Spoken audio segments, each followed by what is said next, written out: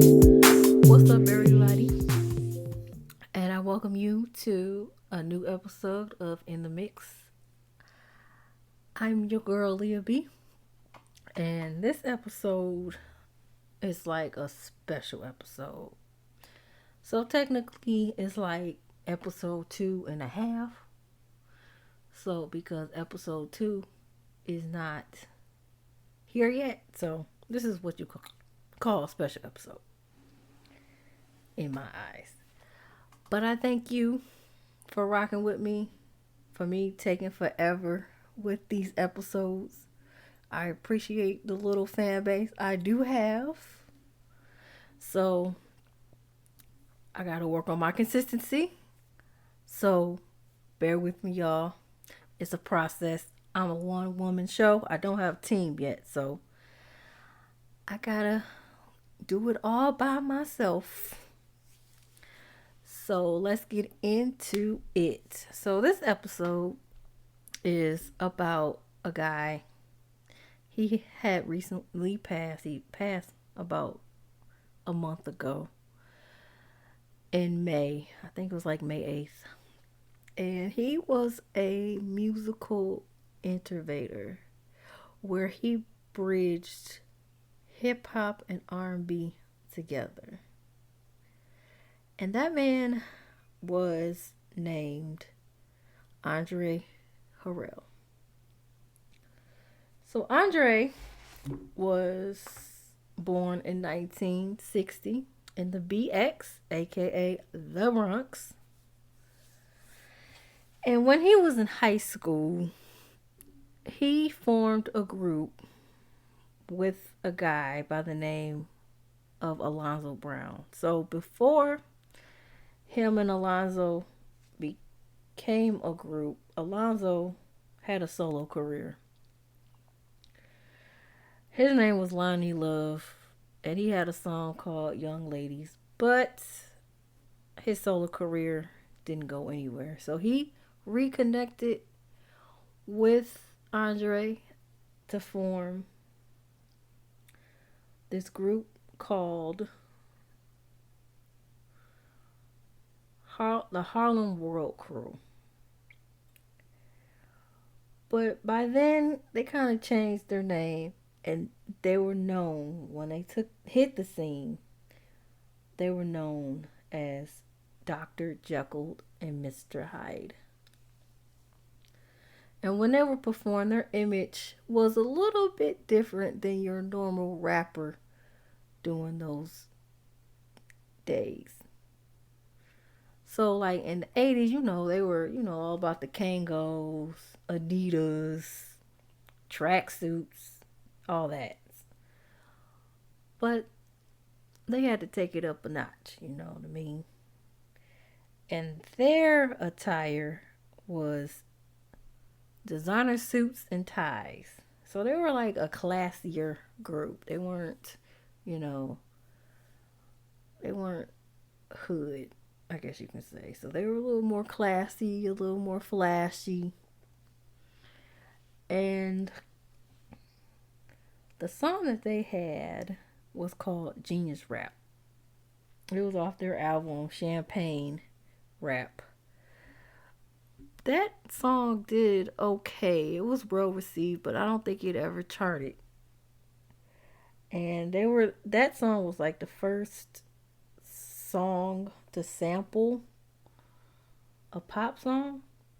And the song that they sampled was by this group by the name of the Tom Tom Club. So they were like a pop group. And the sample was called Genius of Love, which was sampled by my homegirl, Mariah Carey, with her song Fantasy. Yeah, I will be doing something on her eventually in the R&B portion of this podcast. So be on the lookout for that. So they had another song as well called AM to PM. That song, I don't think that song did anything either. So they had a little bit of success. I guess it was local success. So after a while, I guess tensions brewed and they broke up in 1987 and they went their separate ways and whatnot. And by then, Andre had formed Uptown Records. But prior to that, he was working at Uptown. I'm sorry, not Uptown. Def Jam for 2 years. And he was the vice president. He worked with Russell Simmons and was vice president of Def Jam. But while he was growing Uptown Records, he had went back to school and studied communications and business management, but he dropped out after 3 years. So Uptown Records played a major role in hip hop and R&B, but they were really significant in this genre of music, which was called New Jack Swing.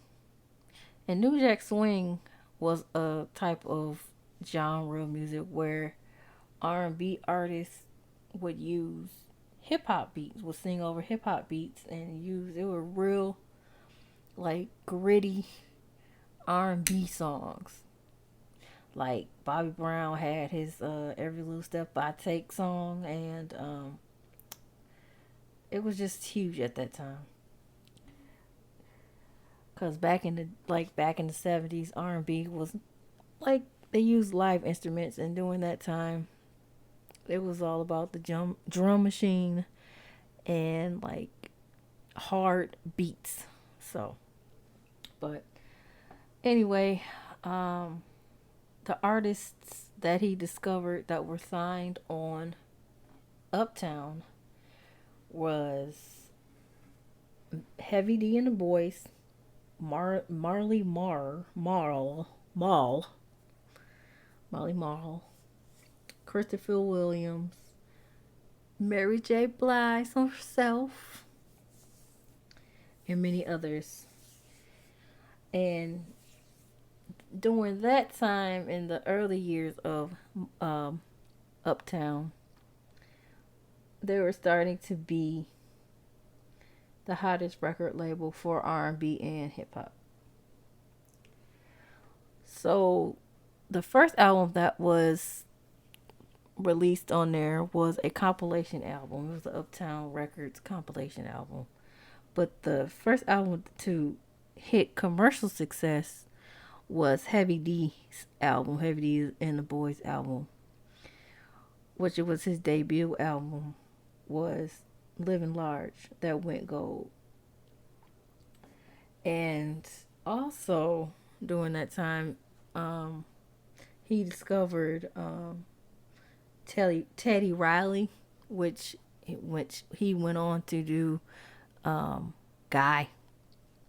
You know Guy. Yeah, they were hot at that time too.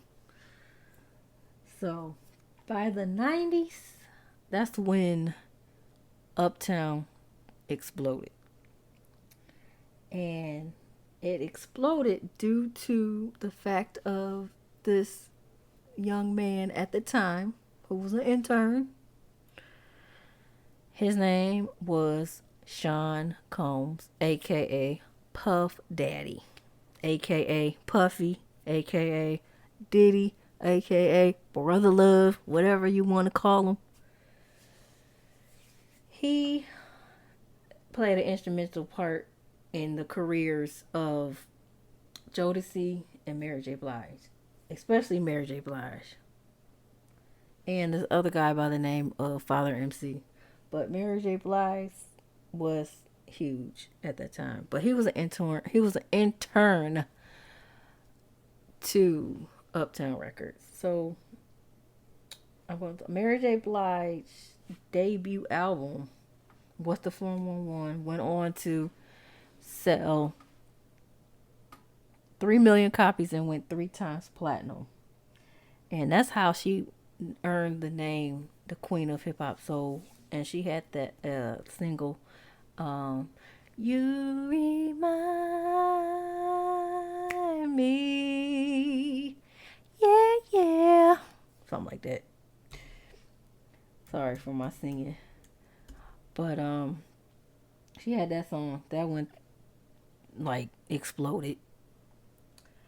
And also he Diddy played a huge part in Jodeci as well, Casey and JoJo as well.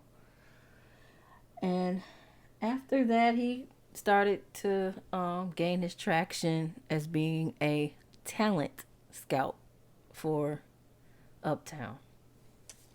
Also, at that time, by 95, I would say, by 1995, um, they were huge. So, and that's when Andre ventured into movies. And at that time, there was a movie called Strictly Business with Tommy Davidson and Holly Berry. It was a comedy at that time. And also, he went into TV as well.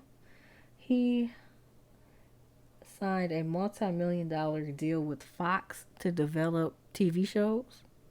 And the biggest show at that time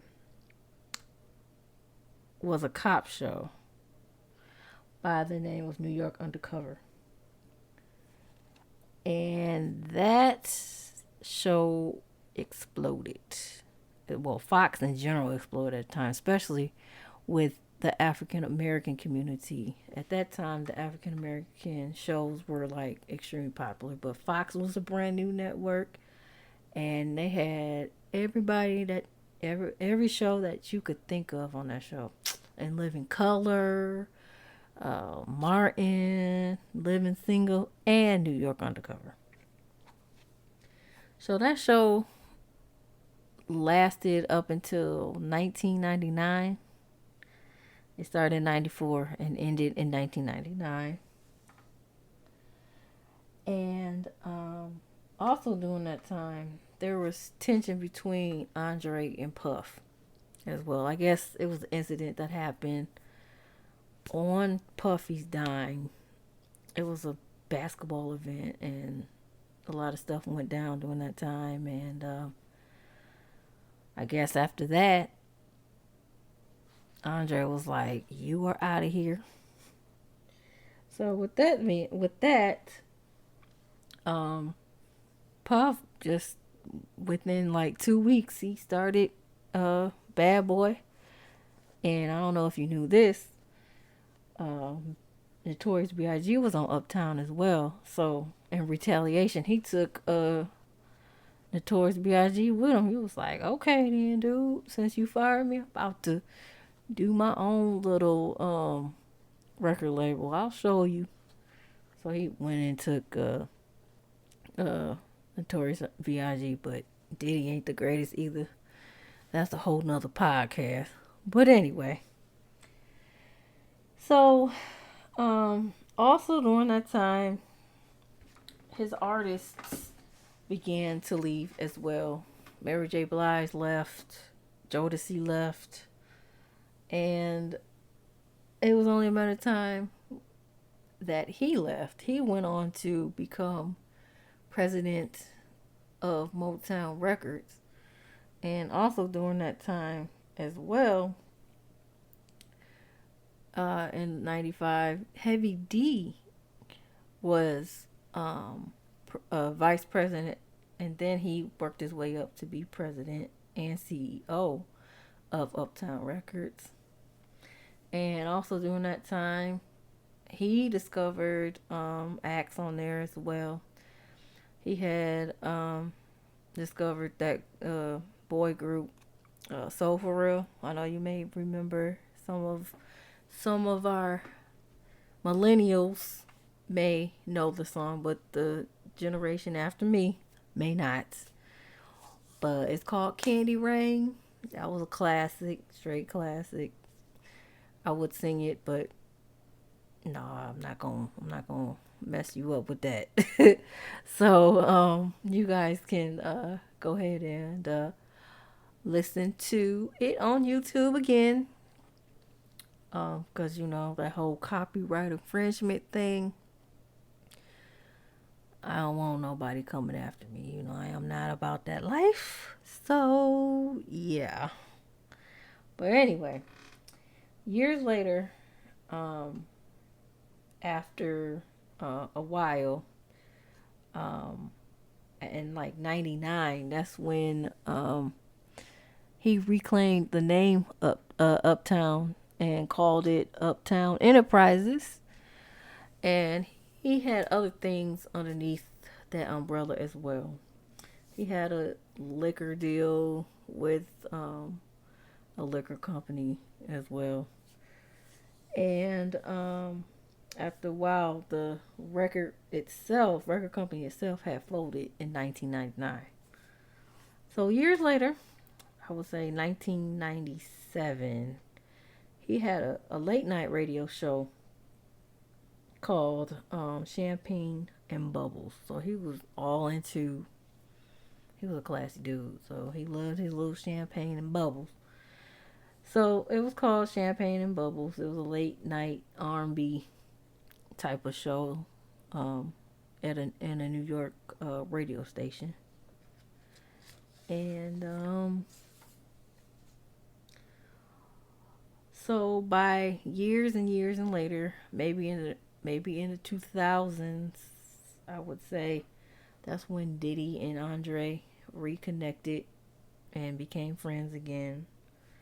And by the end of the 2000s and go into the 2010s, Diddy had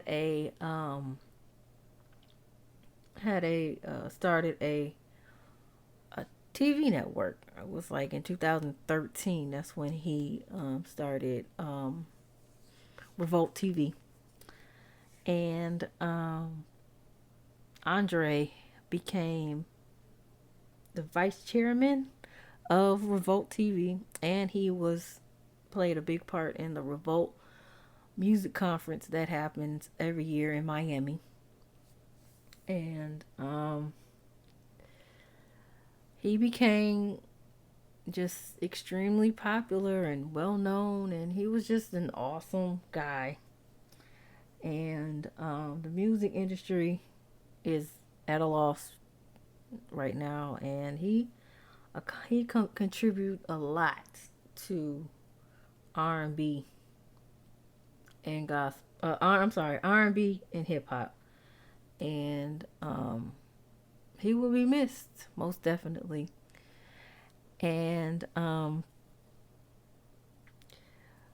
I thank you for listening to In the Mix. I am your host, Leah B, and you guys stay tuned for episode 2, the official episode 2, which is going to be about hip hop in the 80s. So I will be actually talking about hip hop in the 80s as a whole. The very first episode was on hip hop's earlier. So I will be probably make an episode on the ladies of hip hop in the 80s as well. One of my friends gave me that idea. So be on the lookout for that. That might be episode 3 and 4. So be on the lookout for episode number 2 officially. And yeah, I thank you guys for listening. And if you guys want to catch up with me with as far as social media in the mix is on Instagram and Facebook. So you guys can go ahead and just type in the mix with Leah B on Facebook. But with Instagram, you have to type it in as a underscore. So you will have to type it in as in the mix, with the underscore, and then mix with Leah B at the end. So you guys be on the lookout for all those episodes. I can't wait to bring you guys those episodes. I'm going to work on my consistency. So I thank you for rocking with me today. And until next time, peace and love.